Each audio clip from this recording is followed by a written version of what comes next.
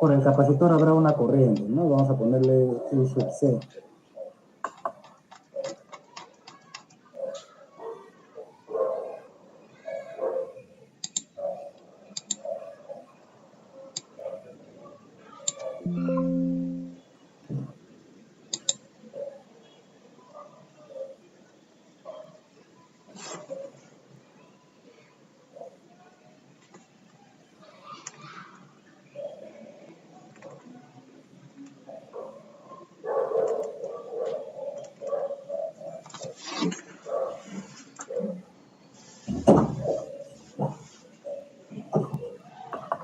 La corriente sub C.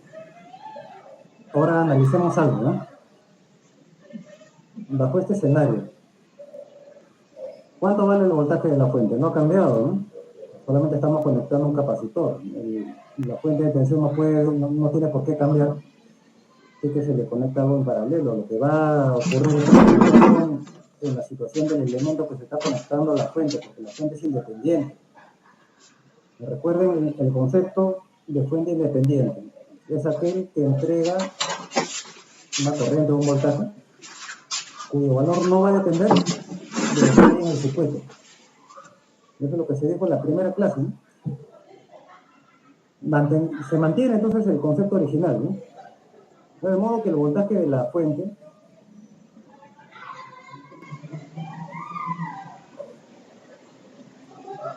va a mantenerse 110 ángulo cero.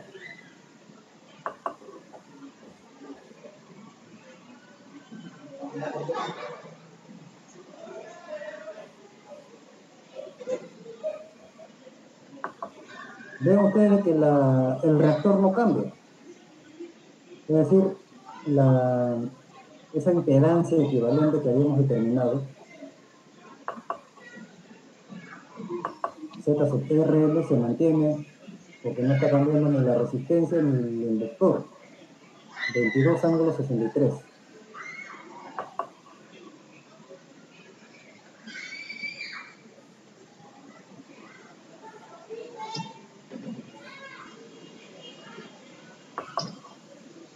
No cambia la impedancia equivalente. 22 ángulo 63.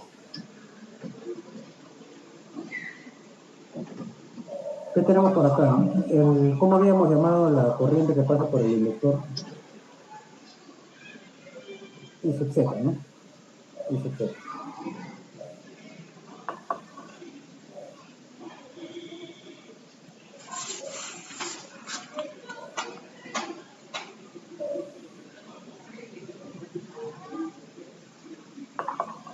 Pueden percatarse entonces.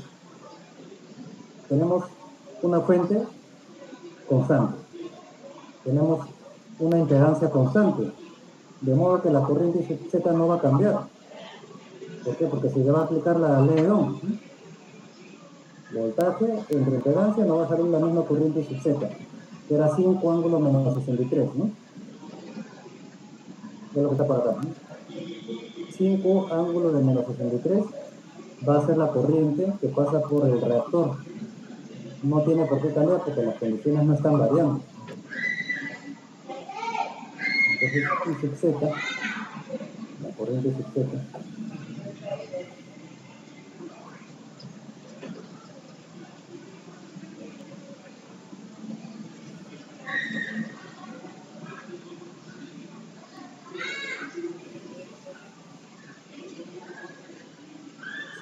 ángulo menos 63. Bien. Vamos a tener, evidentemente, una nueva corriente de la fuente y una corriente que va a pasar por el capacitor. Ahora, ven ustedes que el capacitor está en paralelo con la fuente. Recuerden ustedes de que para el capacitor la corriente está adelantada a 90 grados respecto a su voltaje. Este voltaje de la fuente lo tenemos por acá, ¿no? DST.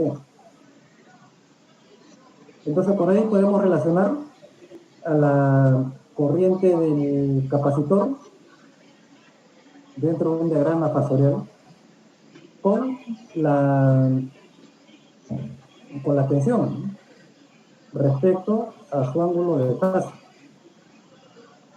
Vamos a poner acá para el capacitor.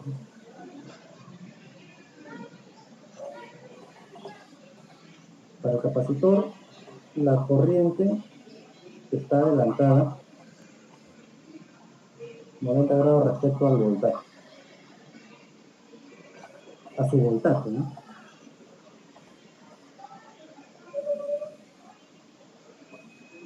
De modo que, ¿cuál sería el fasor de la corriente sub C, ¿no? Esta corriente sub C, fasor, va a tener su módulo, y el ángulo, si el ángulo de su voltaje es cero, entonces el ángulo de la corriente va a ser 90, ¿no? Positivo. Es una corriente adelantada. Y ahí tenemos algo, ¿no?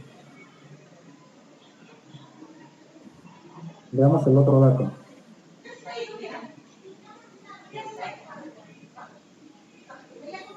Dice, al conectar el capacitor, la corriente CT se atrasa 30 grados respecto a la fuente. Voy a copiar esto.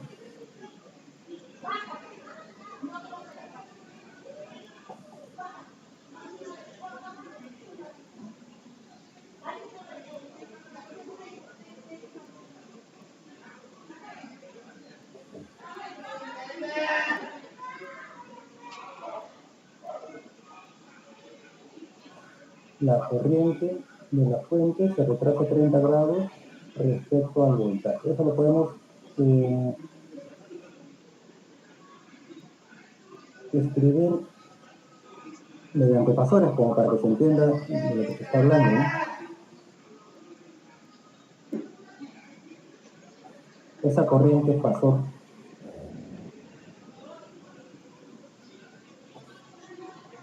y sub T va a tener un módulo, definitivamente ya no va a ser I sub Z, ¿no? Va a cambiar porque hay una influencia debido a la corriente que va a pasar por el capacitor, ¿no? Va a tener un módulo diferente, ya no va a ser 5, ¿no? Acá está, ¿no? 5. Y el ángulo, como se está trazando respecto al voltaje, el voltaje es nuestra referencia de cero. Entonces, el ángulo de esta corriente tiene que ser menos 30, ¿no? Si nos está diciendo que se está retrasando, debe de tener esa forma necesariamente.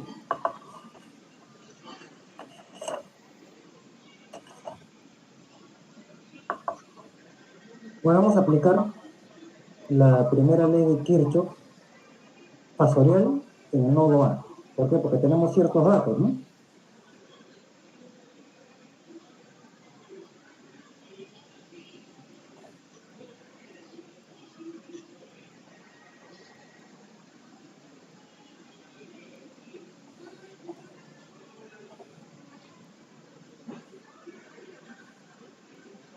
Primera ley de Kirchhoff en el nodo A. Fasorial, ¿no? La corriente sub G, que es la de la fuente, es igual a la corriente del reactor, Z, más la corriente que pasa por el capacitor.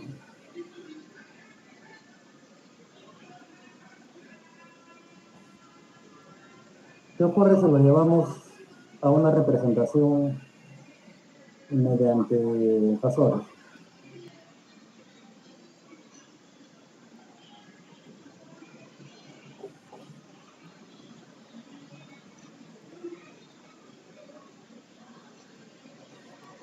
Voy a colocar acá un par de estos como referencia, ¿no? Y lo borramos.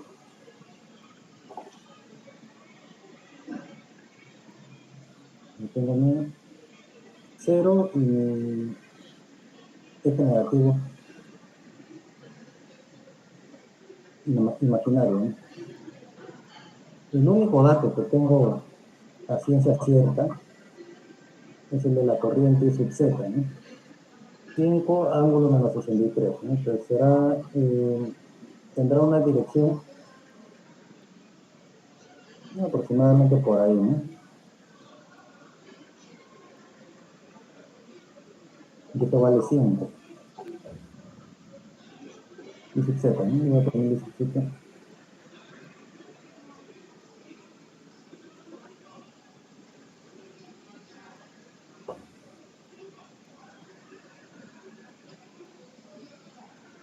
Igual a 5.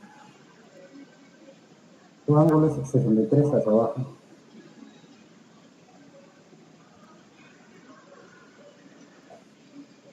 Ahora veamos. Y sub z debe de sumarse con el fasor y sub c, que tiene una dirección hacia arriba, porque es 90, ¿no? De modo que ese fasor y sub c va a ser vertical y hacia arriba, porque tiene ángulo 90.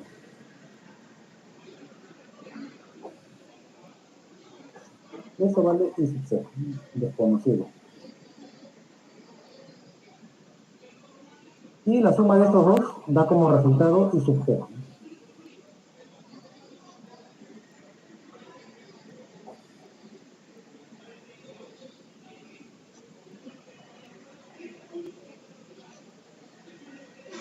Este es y sub g, también desconocido.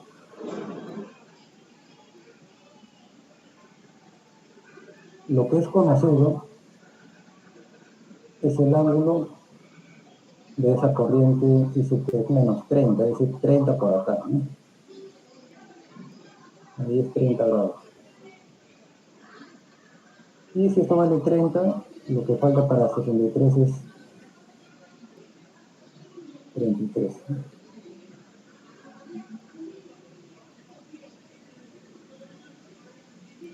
Tengo dos ejes y tengo dos incógnitas. Por ahí se va a resolver, ¿no?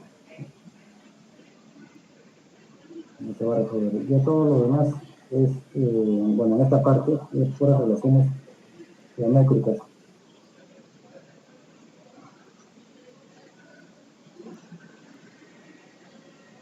Bien, podemos colocar en primer lugar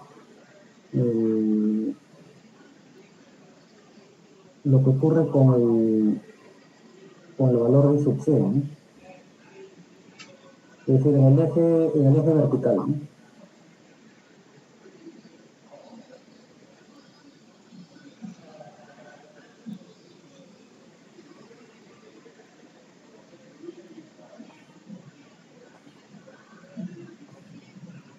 El eje vertical.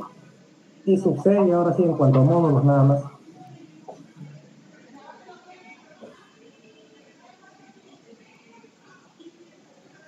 va a ser igual a todo que vale 5 por seno de 63, ¿no?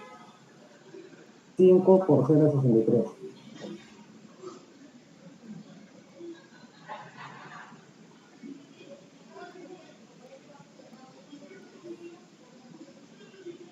Menos este espacio de arriba, ¿no? Que va a ser I sub g por seno de 30.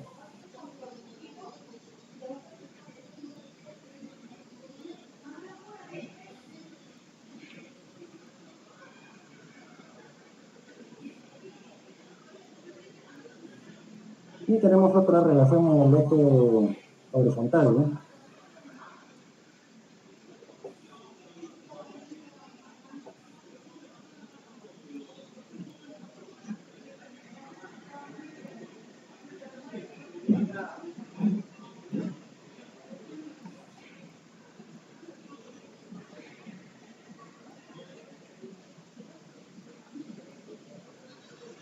En el eje horizontal. Tenemos que la corriente I sub g por el coseno de 30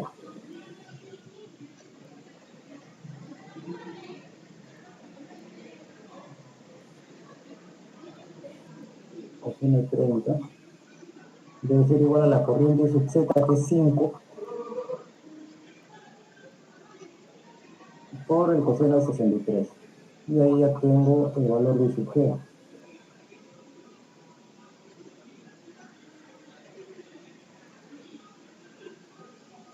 la corriente eficaz de la fuente. Acá hay que agarrar la calculadora, ¿no?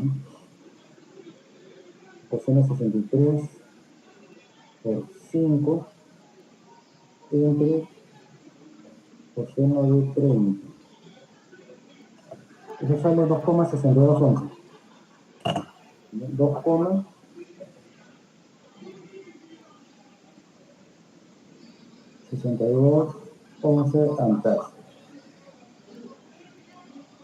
De modo que la corriente del capacitor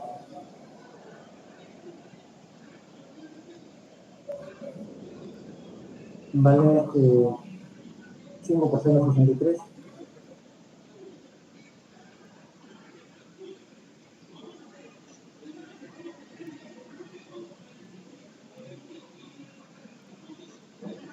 menos 2,6211 por seno 30, por un medio.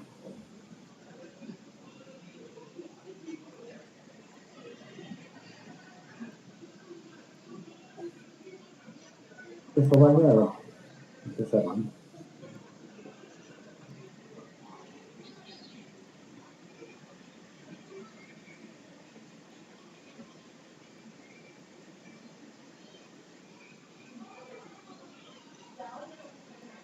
Sale 3,1448.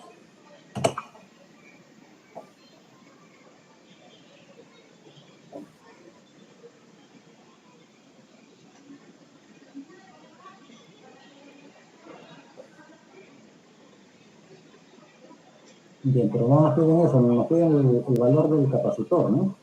De la capacitancia. Calcular el valor de la capacitancia de la nueva corriente que entrega la fuente. La nueva corriente que entrega la fuente, vamos a escribirla de manera ya completa.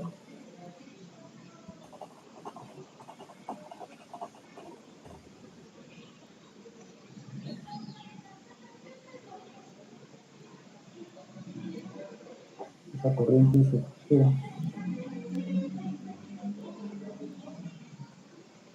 es 2,6211 y el ángulo es menos 30.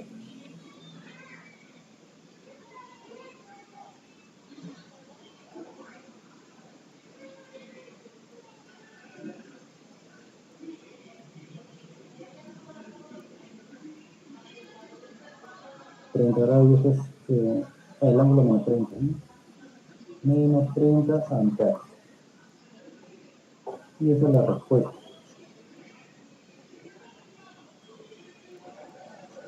Precisando que estamos hablando de valores eficaces, ¿no? Eficaz.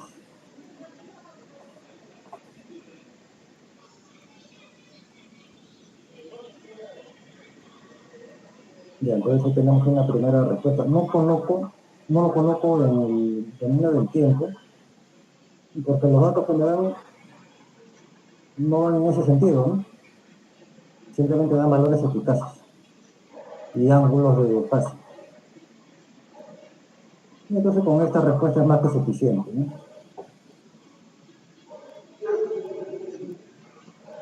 En cuanto a la capacitancia,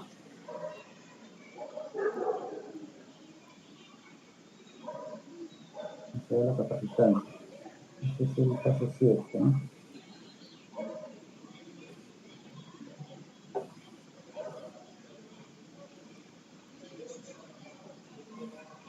Para la capacitancia sí habrá que escribir la corriente de manera casorial, ¿no? La corriente sub C. Esa corriente sub C pasó. Tenemos el módulo que vale 3,1448.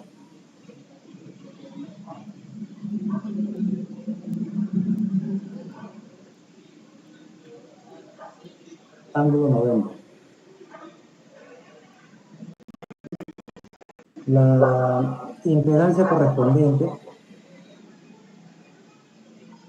ZS, va a tener un módulo que es igual a la reactancia capacitiva, y el ángulo, como se trata de un capacitor puro, va a ser menos 90.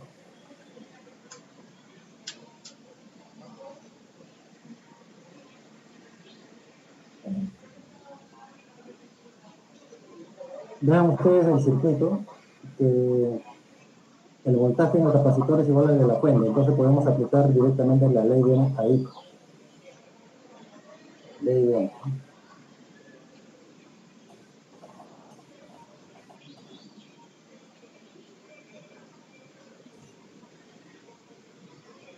Ley de Ohm.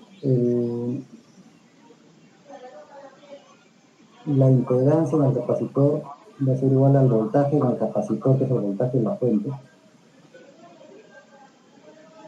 entre la corriente del capacitor. Es decir, ¿no? Era 110, ¿no? 110 ángulo cero. Acá está. 110 ángulo cero.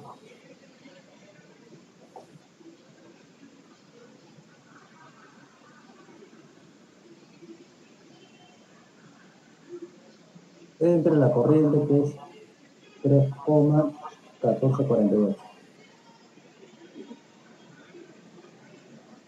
Ángulo mover.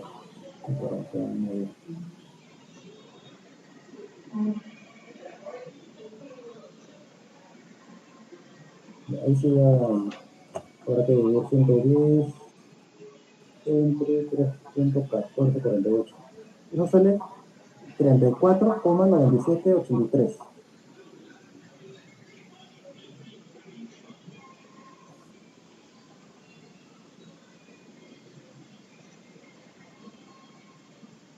Y naturalmente el ángulo es menos 90, ¿no?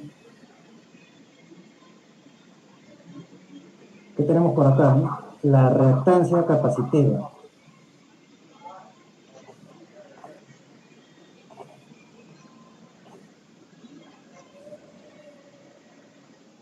La reactancia capacitiva. X sub C. Tomemos el módulo. Es 1 sobre la velocidad angular por la capacitancia, que es lo que nos están pidiendo. Y eso vale 34,9783.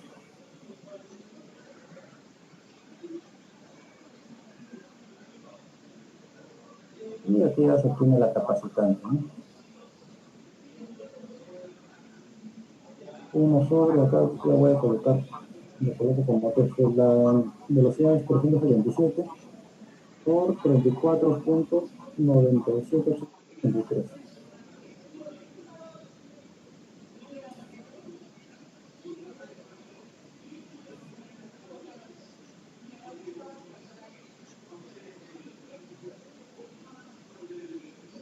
Eso sale 7,5833, lo estoy leyendo de mi calculadora. 7,5833 por 10 a la menos 100. Entonces todo se presta para escribirlo como microfarados, ¿no? Será por 10 entre 10. 75,83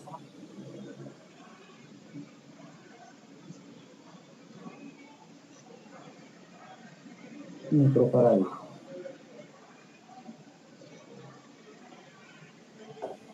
Y ese es un valor tranquilamente que se puede encontrar en la práctica, ¿no? Porque recuerden lo que se mencionó en su momento respecto a los capacitores. Sus valores comerciales están en el orden de los miles hasta los nanofarados, ¿no?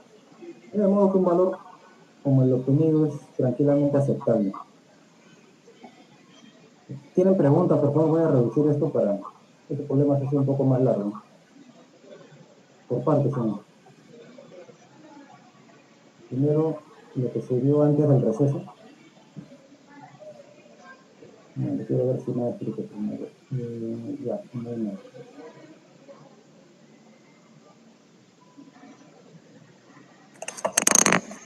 Tómenle ahí una captura.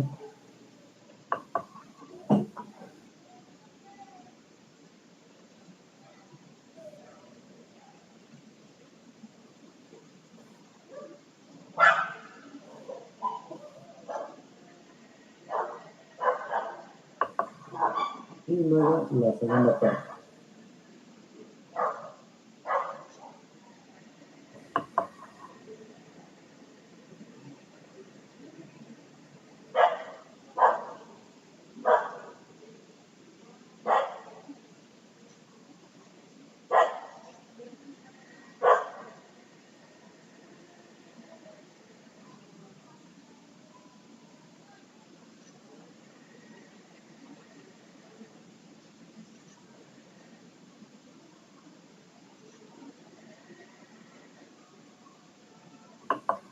Pregunta, por favor, o comentarios.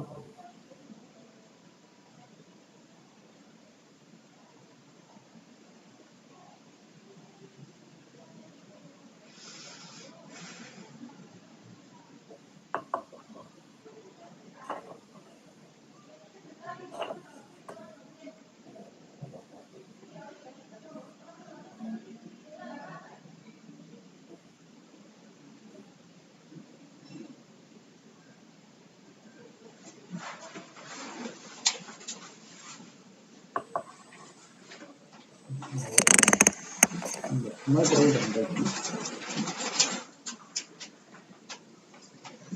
Es momento de hablar un poco sobre la tercera práctica. En el aula virtual,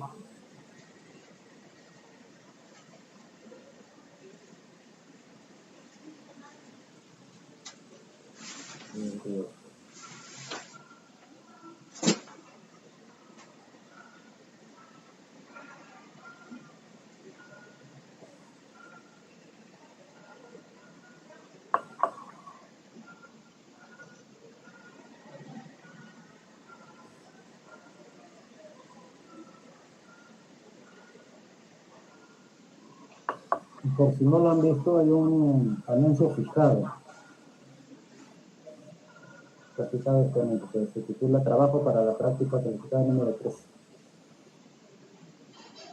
Y por acá está un resumen de lo que ya se les había dicho antes, pero algo más, ¿no? Dice, estimados estudiantes, a continuación se deja constancia del explicado en clase para el trabajo que corresponde a la práctica calificada número 3. Los estudiantes deben conformar grupos de entre 4 a 6 personas como mínimo. No se aceptarán trabajos individuales o en grupos que no contengan esa cantidad de personas. Esa es la regla, ¿no? Los grupos conformados deben ser informados al docente por medio del delegado del curso como máximo hasta el 11 de febrero, es decir, hasta el día de hoy. Se publicará vía aula virtual, esto ya se va a hacer el día de mañana, un ejercicio por grupo, a ser desarrollado analíticamente y mediante un software de simulación de circuitos, pero solo si tienes las condiciones correctas. Durante el sueño, tu cerebro libera hormona de crecimiento que activa la quema de grasa. Pero esa hormona solo se libera si tu insulina está baja. Cuando cenas cualquier cosa dulce, incluso fruta, yogur con miel o pan integral, tu insulina sube y bloquea completamente la liberación de esa hormona. El resultado, pasas 8 horas sin quemar grasa, aunque no hayas cenado mucho. Tu cuerpo entra en modo horno, no en modo quema. La señal para quemar grasa debe cumplir una regla. Proteína completa más vegetales, sin azúcar agregada ni almidones. Ejemplos: huevo revuelto con espinacas, pollo con brócoli, pescado con ensalada o carne con aguacate. Para que puedan presentar su... Come al menos 2 horas antes de dormir. Eso le da tiempo a la cual le hicieron la tarea, deben de responder a más tardar el 18 de febrero a las 6 p.m. ¿Por qué? Porque el 18 de febrero es la fecha que corresponde a la PC3. Y como toda práctica, no pueden entregar como si fuese un informe de laboratorio, ¿no? No lo pueden presentar después del plazo, ¿no? Si la práctica iniciaría a las 6 de la tarde, entonces el archivo tiene que ser presentado a más tardar a esa hora, ¿no? Del día 18. El día 18 de febrero será la exposición virtual de su trabajo, en el horario de clase regular. Como van a ser varios grupos, entonces se está considerando un tiempo aproximado de entre 15 a 20 minutos por grupo. Como se indicó en la clase anterior, ¿no? Deben repartirse el entregable, es decir, alguien explicará ciertos componentes del desarrollo analítico y otros explicarán la simulación, para que cada estudiante exponga una parte. ¿Cuál es el criterio para calificación o la rúbrica? El entregable del desarrollo analítico, que eso ya yo lo revisaré luego de esa clase, luego de ese día, ¿no? Máximo 7 puntos. El entregable de las evidencias del simulador, otros 7 puntos, máximo. Y la nota que va a diferenciar a uno de otro en el grupo va a corresponder a la exposición personal, con cámara encendida, 6 puntos máximo. Tiene que ser con la cámara encendida para verificar que efectivamente se trata del estudiante, ¿no? 6 puntos más.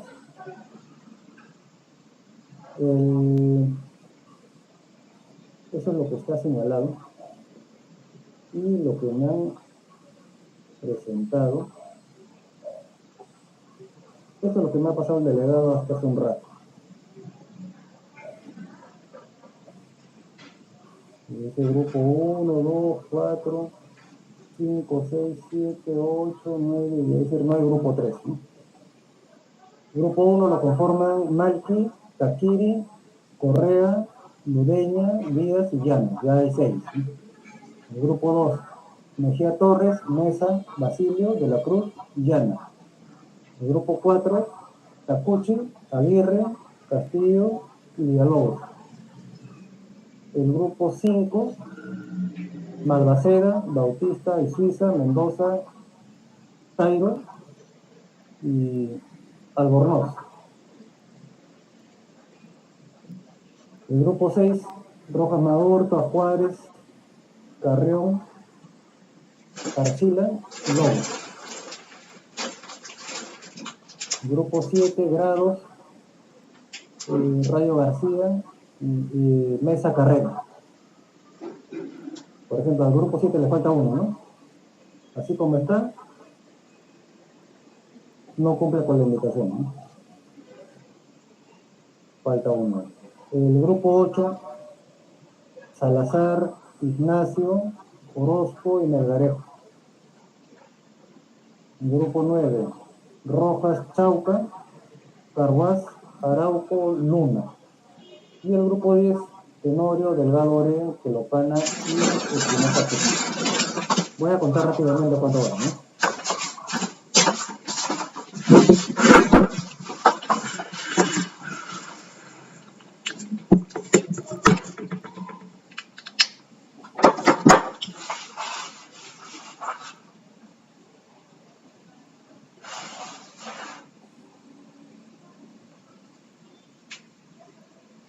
Hay 40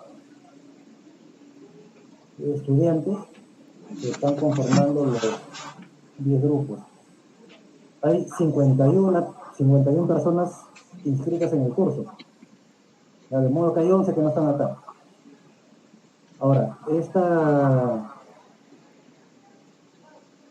opción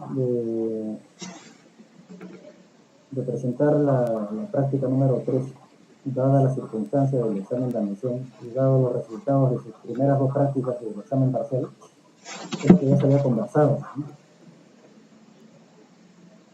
Yo voy a esperar solamente hasta la medianoche de hoy. No, porque esta indicación ya se dio hace una semana, ¿no? Es decir, que sobrado ya todos conocen lo que se había dicho. Incluso en aula se dijo, ¿no? Que se iba a señalar dicha indicación, que se iba a plasmar ya con indicaciones más exactas, la idea original, ¿no? Es decir, que ya todos estaban, yo ya tenía conocimiento de eso. Entonces yo los grupos los voy a cerrar a las 11:59 de hoy día. Con los grupos que estén acá, se va a trabajar. Las personas que queden fuera, lamentablemente no van a poder participar, ¿no? Porque son reglas que ya se han dado, ¿no? Y sobre esto ya, el día de mañana ya colocaré en el transcurso del día, en el aula virtual, un archivo Excel también, con 10 pestañas, y una pestaña por grupo, señalando el nombre de los integrantes y el problema que se les está planteando. ¿Tienen alguna pregunta sobre esto? Consultas, comentarios. Profesor, disculpe una consulta. Por ejemplo, en mi caso es el grupo 10. Ya somos 4. Por ejemplo, profesor, ya no tenemos, ya queda ahí el grupo. Ya no, o sea, tenemos que mandarle un correo o algo. Ya lo tiene usted ya digitado, ya lo tiene. No, lo que esté acá en el archivo y queda. Ahí. Ya, profesor. A la medianoche los cierro. O sea, si ustedes quieren integrar 2 más, lo pueden hacer, ¿no? Hasta las 12. Y ya lo que quede ahí a partir de las 12 y 1 queda establecido. Cierro el archivo y ya con eso se trabaja. como son 4, pueden agregar 2 más, ¿no? a lo mucho. Lo que sí, tenga presente el grupo 7, que sí les falta por lo menos uno, ¿no? El grupo 7 les falta un integrante, porque así no se está cumpliendo lo acordado, ¿no? ¿Tienen alguna otra pregunta? El orden de la exposición el día 18 es voluntario. Y si no hubiera voluntarios, entonces ya lo decidiré yo.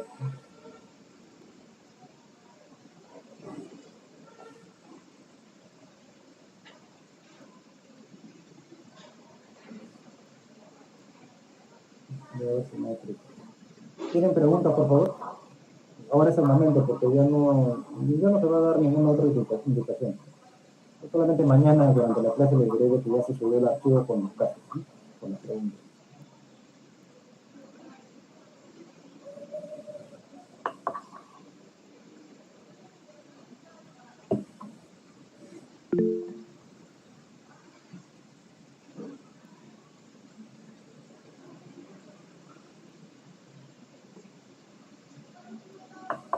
Todo claro, entonces, ¿no?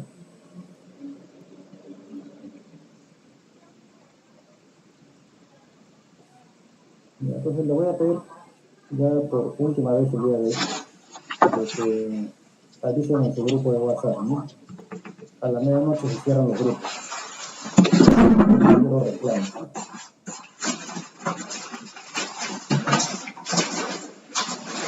Bien, voy a revisar entonces los programas. Lo que les voy a indicar, ¿no? Respecto a justamente el esquema de la PC3, lo que se va a avanzar hasta el 18, bueno, será hasta claro, tenemos clase mañana, y el día 16. Mañana vamos a ver lo que son teoremas en el régimen factorial.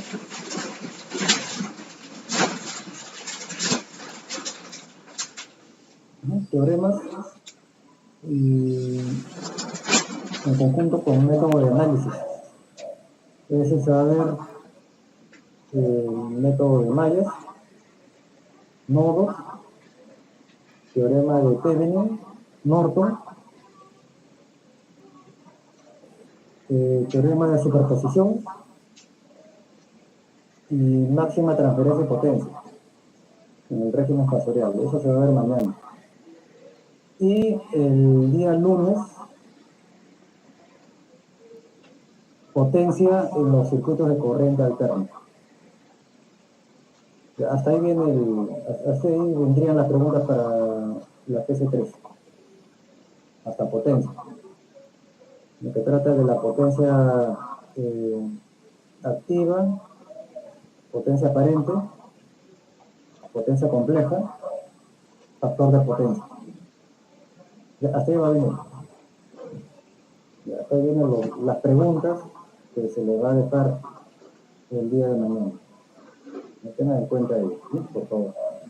Hasta potencia en circuitos de corriente alterna.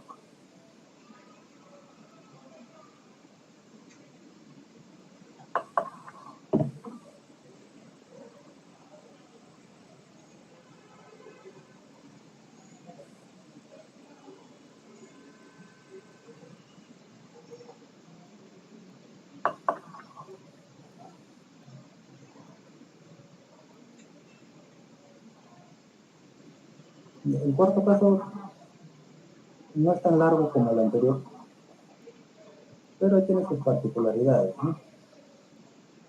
Dice, el circuito excitado con un voltaje senoidal de 60 Hz está operando en estado estable. En el circuito, a partir de la lectura del voltímetro ideal, que es de 8 voltios eficaces, se desea determinar la lectura del amperímetro ideal y el voltaje de la fuente. ¿Qué tenemos por acá? En primer lugar, identifiquemos a los elementos. Un capacitor inductor, 3 resistencias, una sola fuente, que es una fuente de tensión, ¿no? Luego hay un par de instrumentos. Voltímetro, siempre el voltaje se toma en paralelo al elemento sobre el cual se desea obtener dicha variable. Por eso que acá tienen ustedes al instrumento en paralelo, en este caso con el objetivo de la medición, ¿no? Que es esta resistencia de 2 ohms. De modo que este voltaje de 8 voltios eficaces corresponde a la resistencia de 2 ohms.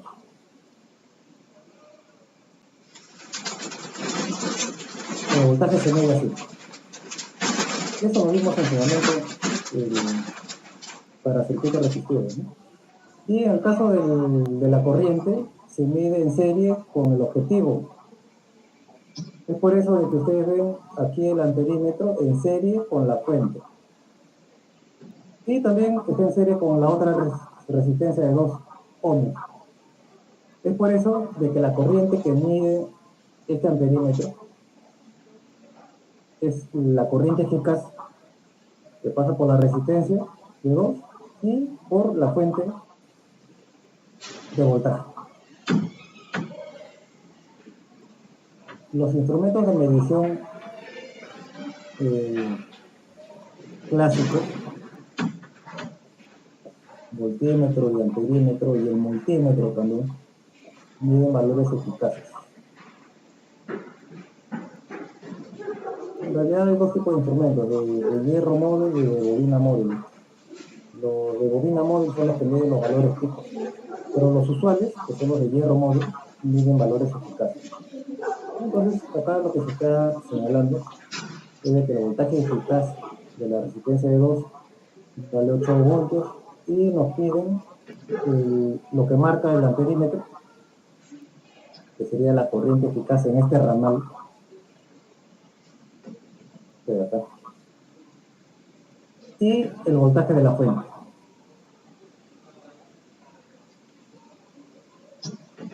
Eso es lo que nos están pidiendo. Ahora, si en el enunciado nos indican de que el voltaje senoidal está a 60 Hz, entonces ya de frente, automáticamente, ustedes tienen que asociar que la velocidad angular vale 377 radianes por segundo. Eso es de frente. ¿Por qué? Porque eso va a servir para determinar las impedancias, ¿no? Y entonces velocidad angular omega es igual a 377 radianes por segundo.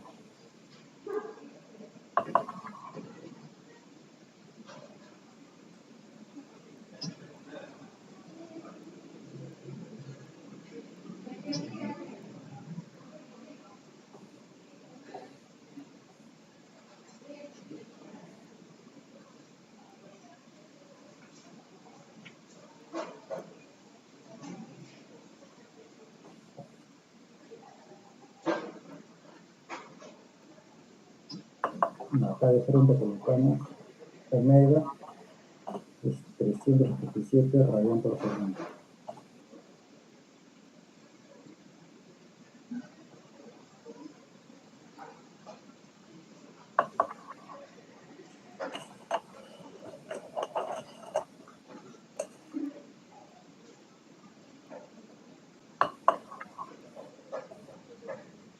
Bien, vamos a... Siempre para resolver este tipo de situaciones,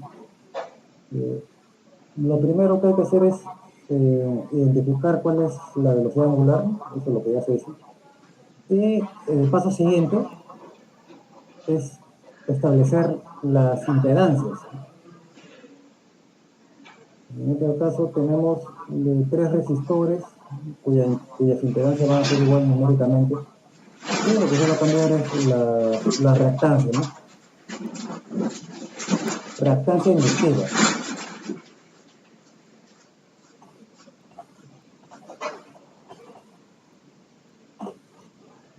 La reactancia inductiva que es XL.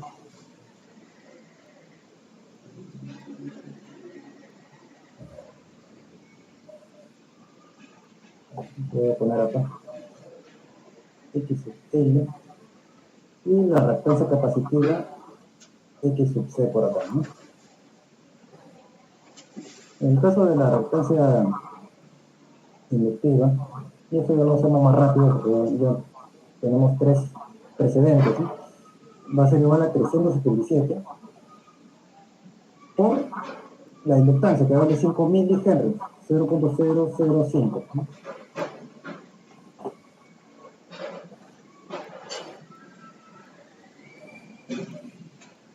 Eso vale 1,885 ohms.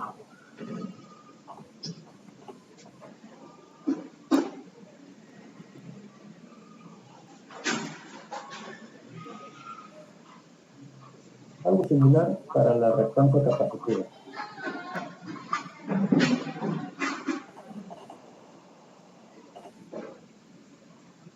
X sub C. Por ahora estoy colocando el módulo, ¿no? Ustedes saben que como impedancia, este número 1.885 va a estar multiplicado por J. En el caso de la reactancia capacitiva, eso vale 1 entre 377 por la capacitancia, que vale 1200 por 10 a la menos 6.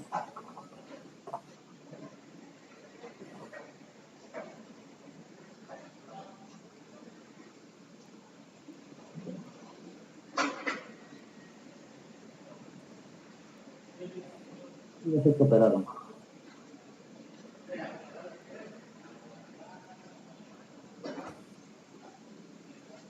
Sale 2,2104.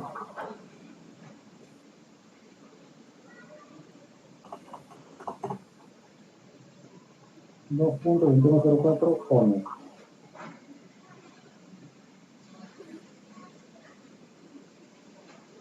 Eso es lo que siempre hay que hacer en primer lugar.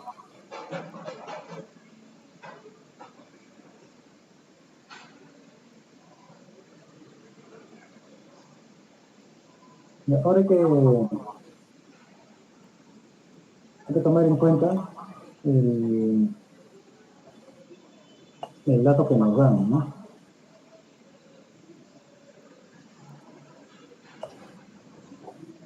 Vean, el voltaje eficaz de la resistencia de 2 vale 8. Entonces, para que quede claro esto, vamos a darle nombre a los nodos.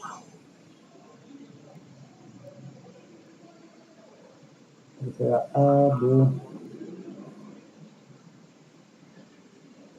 C y D. Para no estar diciendo voltaje en la resistencia de 2, porque hay 2, ¿no? No podemos confundir. El voltaje eficaz en DC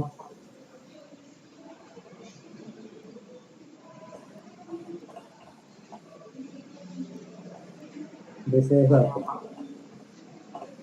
vale 8, ¿no? 8 voltios. Podemos trabajarlo con valores eficaces o con valores máximos. Ya lo hemos hecho anteriormente con valores eficaces. Y trabajemos ahora con valores máximos, solamente para que vean ustedes la diferencia.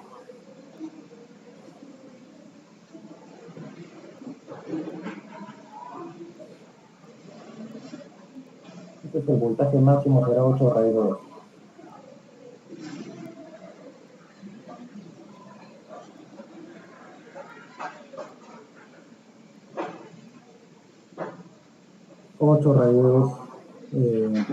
Voltios. Necesitamos tener una representación fasorial, ¿no? Una representación fasorial. Y para eso requerimos una referencia. No puedo colocar ahora que el voltaje de la fuente sea una referencia, porque miren cuánto me falta por determinar, ¿no? Me falta determinar el voltaje en el capacitor. Esto sumado con el voltaje en la resistencia me puede dar, no me va a dar como resultado el voltaje de la fuente, porque tengo en serie otra resistencia de 2. Entonces lo más conveniente es de que el voltaje en DC sea mi referencia. Entonces escribamos ello, ¿no?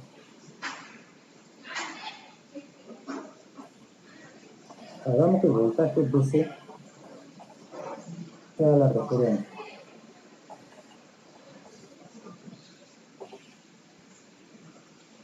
Entonces, ese voltaje DC ya pasó.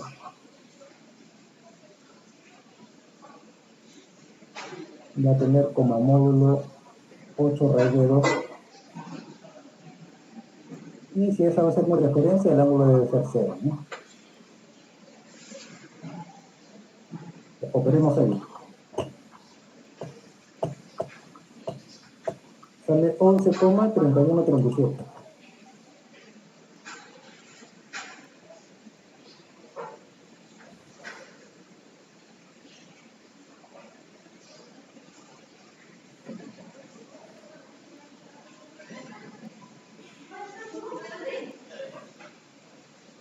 Esa es la referencia. Si esa es la referencia, entonces la ley de Ohm en DC, ¿no?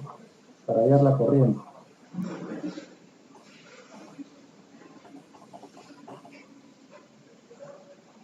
Ley de Ohm en DC. Vamos a llamarle entonces a esta corriente y su uno. Recuerden de que un voltímetro ideal posee una resistencia infinita. De modo que la corriente que pasa por el voltímetro es despreciable. Eso quiere decir que la corriente que pasa por el resistor DC va a ser igual a la corriente que pasa por el capacitor, ¿no? Porque son elementos que están en serie. Es por eso de que estoy graficando la corriente sub 1 de esa forma.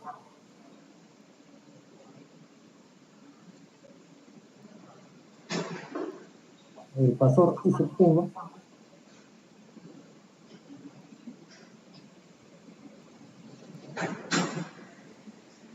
va a ser igual al voltaje DC entre la impedancia que corresponde. Vamos a ponerle Z sub DC, ¿no?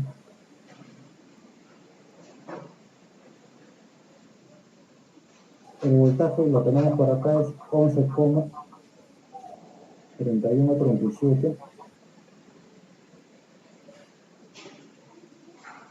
Ángulo 0. Y ustedes ya saben de que la impedancia de una resistencia es la misma resistencia con ángulo 0.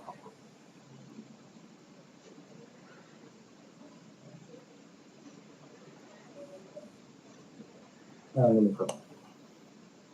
Es decir, que vale 5,6568.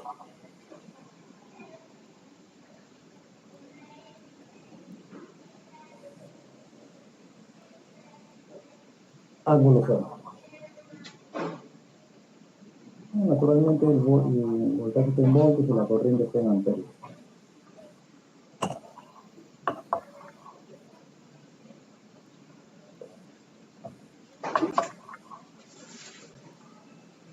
Ya tenemos la corriente en ese ramal. Podemos hallar el voltaje en el capacitor, ¿no? Ponerle más menos por acá. El voltaje en el capacitor, ¿no?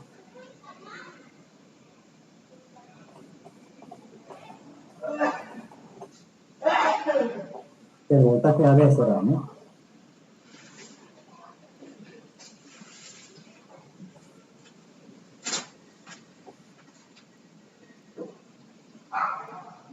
El voltaje AB será igual a la corriente sub 1 por la impedancia AB.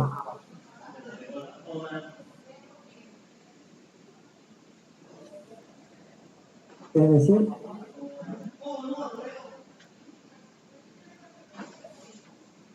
$5,6568. Voy a ver si puedo hacer cosas más rápido con el coche, ¿no? Y para llegar a las 10 habiendo resuelto esto.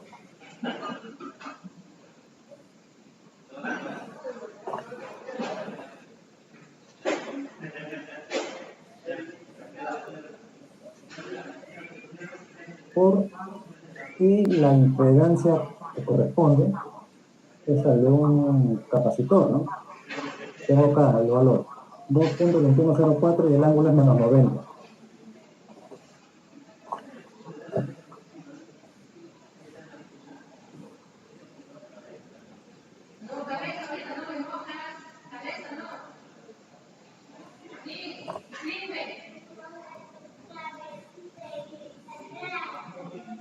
Y eso sale 12,5039.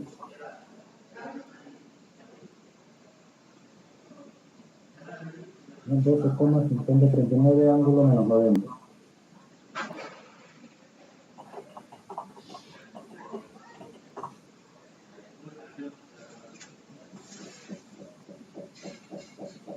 Voltios.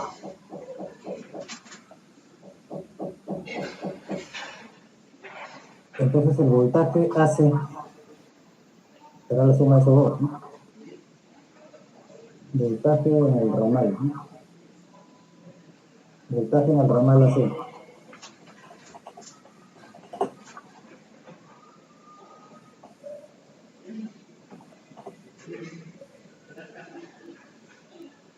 El voltaje AC y colocamos de frente los resultados, ¿no? Es el voltaje AB que vale 12,5039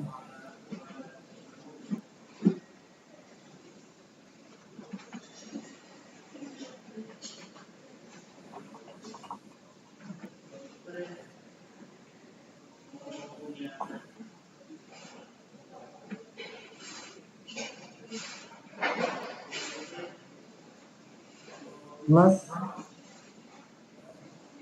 el voltaje DC, que está por acá, 11,3137 ángulo cero.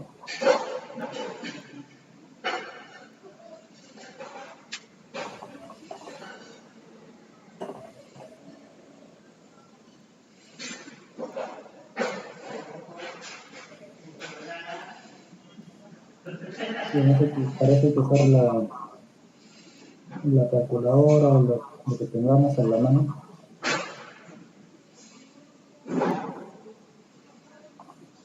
Está, ¿no?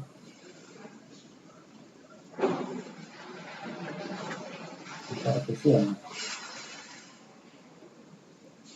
Es 12,5039, ¿no?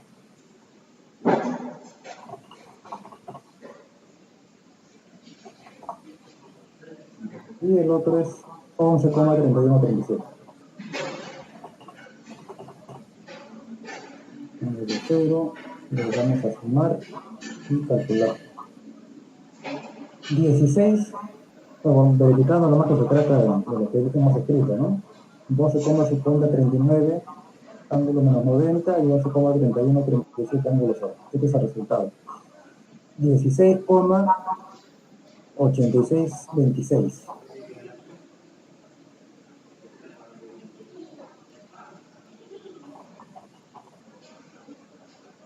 Y el ángulo es menos 47,86.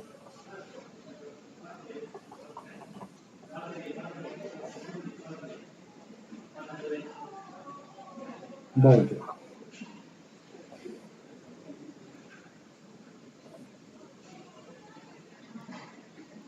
Ya tenemos el voltaje en el ramal AC.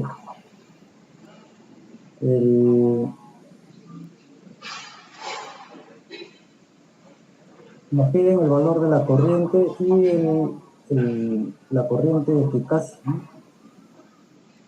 Que pasa por la fuente de tensión y el valor precisamente de dicha fuente, ¿no? Tenemos el voltaje AC. Podemos hallar la corriente que pasa por la impedancia ADC, ¿no? Yo que no sé también, ¿no? ¿Para qué? Para hallar esta corriente y su voz.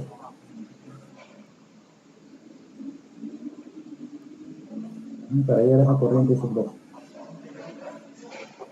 Entonces, ese es el primer paso.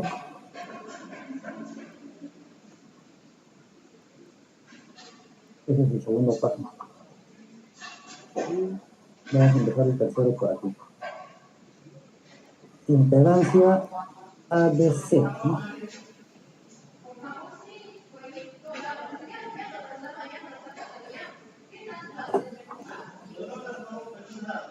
Impedancia ADC. Vamos a ponerle Z.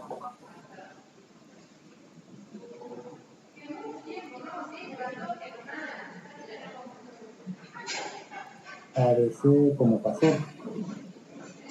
Tenemos una resistencia de 5 que es parte real, más parte imaginaria, que es la reactancia inductiva, ángulo 90, más 1,885, ángulo 90, positivo. Pongamos eso en la calculadora, ustedes saben que pone 5 solo es 5 ángulo 0, ¿no? 5 ángulo 0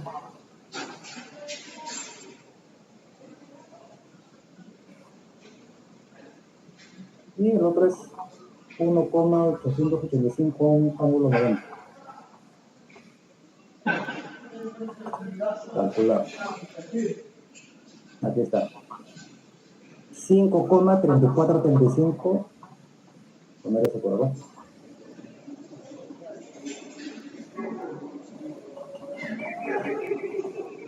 Ángulo 20,65.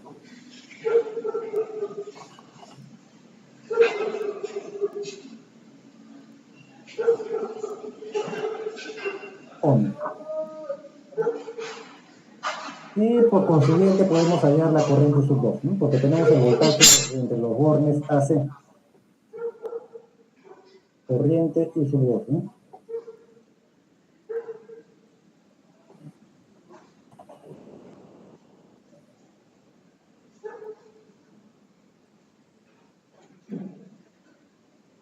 Esa corriente sub 2 va a ser igual al voltaje AC.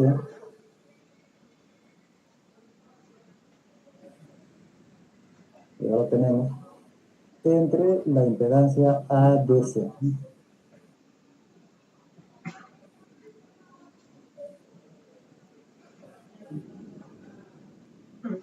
Voltaje AC, bueno, lo tengo por acá. 16,8626, ángulo menos 47,86 grados.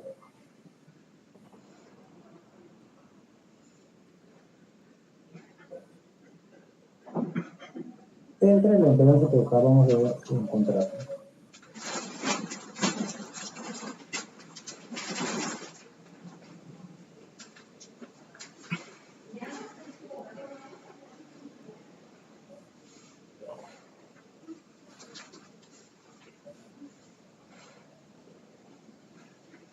Eso también lo podemos hacer aquí en este aplicativo.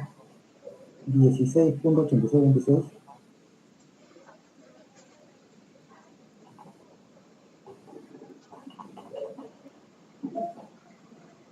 Ángulo menos 45,86. Entre 5,3435. Ángulo 20,65. Y acá le cambiamos, ¿no? En lugar de más, le busquemos entre. Calcular. 3,1557.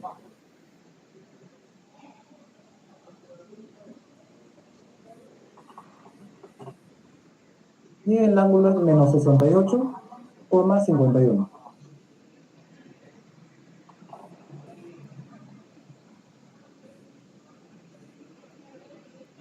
Amperes. ¿Hasta ahí me has seguido?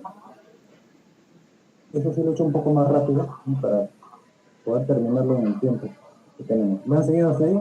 ¿Tienen alguna pregunta?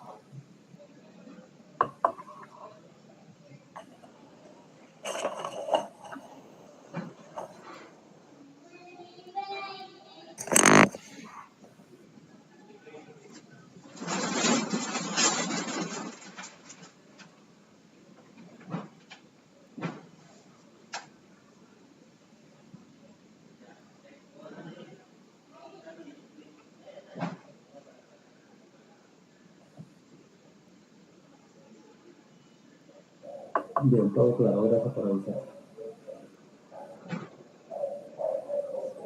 Tenemos entonces que ya se puede determinar la corriente que proviene de la fuente, ¿no? Voy a ponerle I.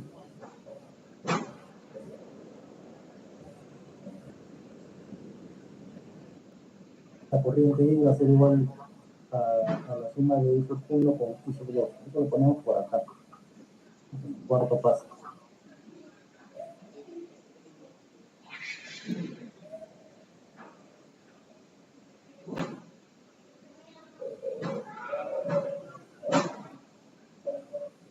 I sub 1 más I sub 2 y utilicemos ese recurso. La mayoría de ustedes tienen la calculadora HP Prime, ¿no? Que eso lo resuelve también, ¿no? Y para efectos de hacerlo acá en clase, utilizo esta página. 5,6568. Ángulo cero. Más el otro, que es 3,1557. Ángulo menos 68,51. Igual.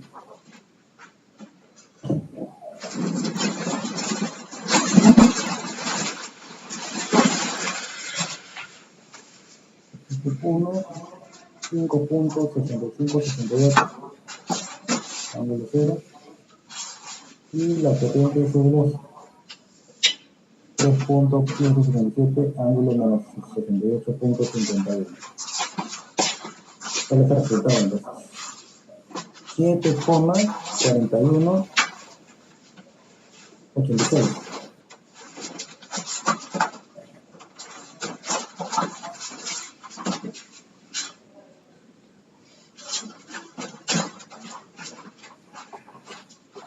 Y el ángulo es negativo, 23,41.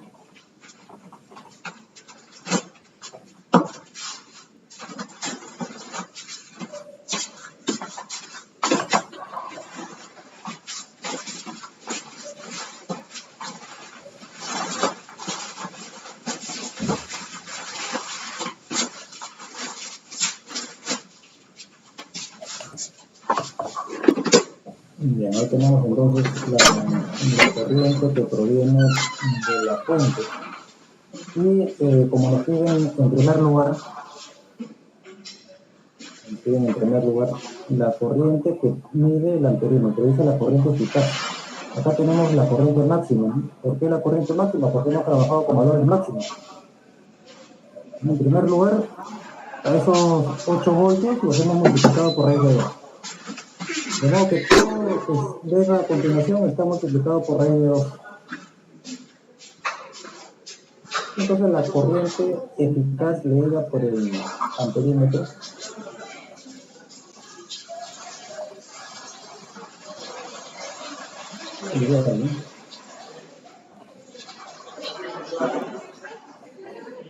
la corriente eficaz. Esa corriente que ustedes saben de que se le denota como IRMS va a ser igual a esta máxima, 7,4186 entre raíz de 8.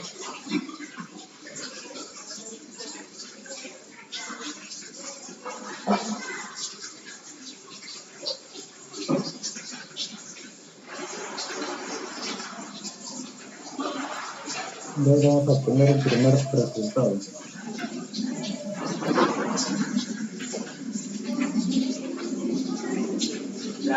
Eso resulta 5,24 amperes. Y como les dije, para el desarrollo de los problemas se sugiere de que se tenga 4 decimales. En los ángulos no, en los ángulos se puede quedar con 2, ¿no?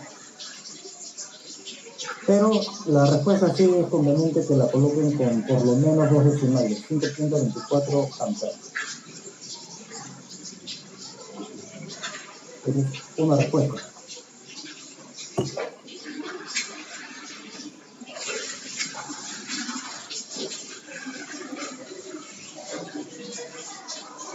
una respuesta. La otra parte de la respuesta tiene que ver con el voltaje de la fuente. Que tenemos el voltaje por acá, más o menos, voltaje así, y el voltaje en esta resistencia de 2, más o menos. ¿Por qué en este sentido? Porque la corriente I pasa por acá, ¿no? Esa corriente I. Por acá colocaré voltaje 2 ohms. Pasó. La segunda ley de Kirchhoff en este enlace aplicará el voltaje de la fuente al voltaje AC y al voltaje de la resistencia de 2. El amperímetro ideal tiene resistencia 0, así como el voltímetro ideal tiene resistencia infinita porque no pasa corriente. El amperímetro ideal posee resistencia 0 y por ende no causa una caída de voltaje. De modo que apliquemos la segunda ley de Kirchhoff en el lazo de la derecha. Ese será el quinto paso.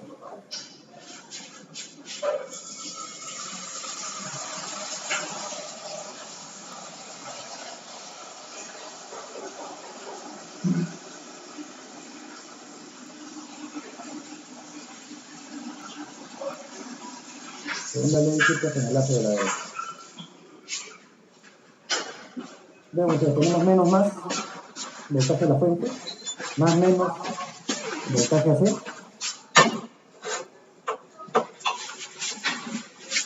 más menos voltaje de la resistencia.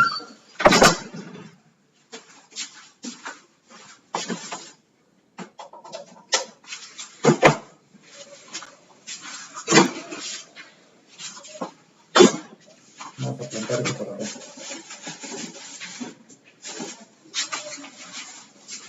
Voltaje de la fuente será el voltaje AC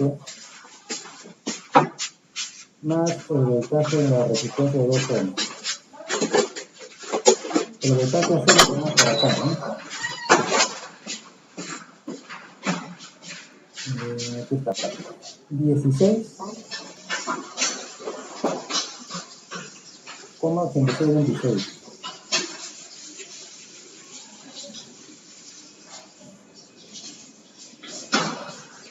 Ángulo menos 47,86.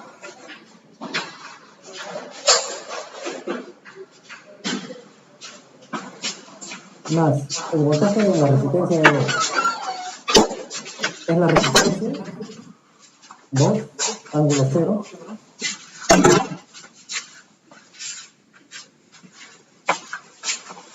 por la corriente I que está aquí escrita, ¿no?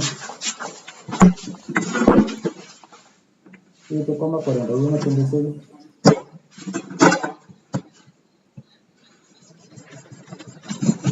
Menos 23,31.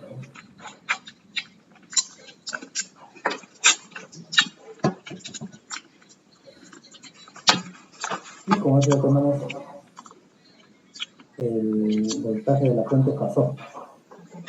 Vamos a colocar eso en la calculadora. El primero es 16,8626,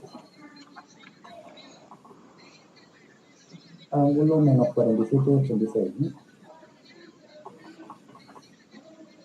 Y el segundo número, que multiplicar nomás 2 por 7,4186, eso da como resultado 14,8372. Y el ángulo 0 menos 23,31, menos 23,31. Igual, ¿no? Tenemos ahí el resultado, ¿no? 30,978.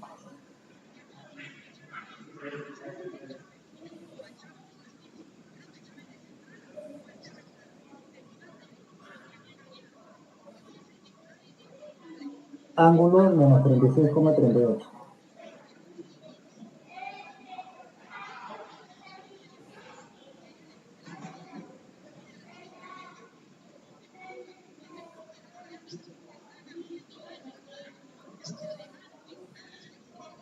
grave. El enunciado exactamente dice determinar la lectura del amperímetro Z y el voltaje de la fuente. Bueno, el voltaje de la fuente no nos pide el valor eficaz, valor máximo, si es en el dominio del tiempo, en el régimen fasorial, de tal manera que puede quedar así. Puede quedar así. Y solamente para, como una añadidura, el voltaje eficaz, el voltaje G, RMS, debe ser igual a 30,978 entre radio.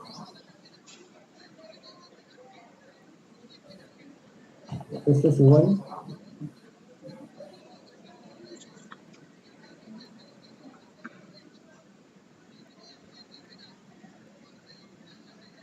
21,90 para dar respuesta en dos decimales nada.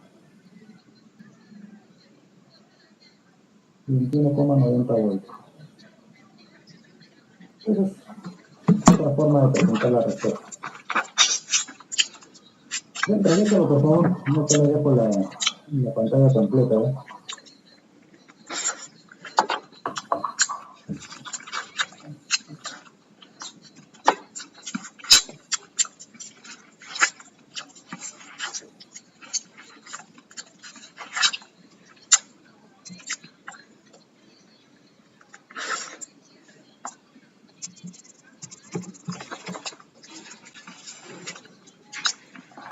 ¿Tienen alguna pregunta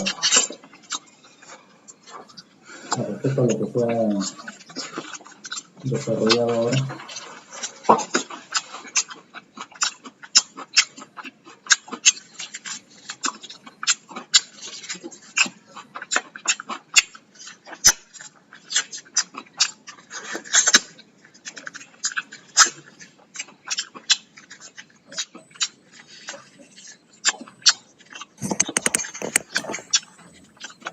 Todo claro, gracias por avisar.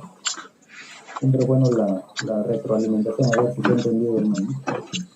Bien, entonces vamos a dejar la clase hasta acá. El día de mañana ya vemos el otro tema que es el que les comenté de los teoremas mayas y nuevos. Y que tengan buenas noches.